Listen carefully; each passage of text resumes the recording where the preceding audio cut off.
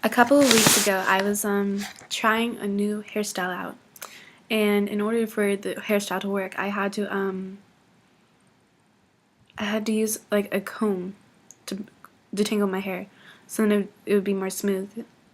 And I noticed that after at least 6 months of only finger detangling, I had so many single strand knots, and my hair on the ends in the back, they had tangled up on itself and made these knots that were like, in order to get them out, you'd have to like be like ripping off like inches of hair, and that really bothered me. So that's why I wanted to make this video about finger detangling. And I noticed that finger detangling is not it has its pros and its cons. Some pros are you put less stress on your hair by finger detangling. With a comb, you you have a lot more stress being pulled on your hair with a comb, and that could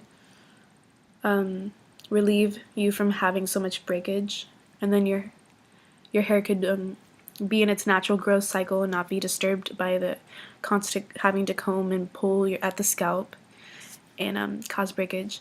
And then some of the cons are that if you do not detangle your hair regularly, or at least with a comb, which really actually gets through like all the tangles, unlike finger detangling, which only gets some of the tangles, not completely getting all of the tangles. You end up getting these knots, and single strand knots too, and then you get more breakage than you would have gotten with having your hair being detangled fully with a comb. So I'm just saying that I could comb my hair every, I don't know, 2 weeks or once a week. I don't know. Probably not once a week. Probably at least once a month with a comb, instead of once every 6 months, which is pretty bad.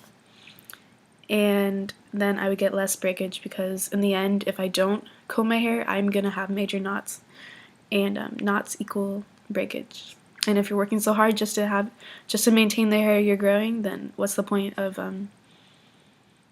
finger detangling? Finger detangling, yes.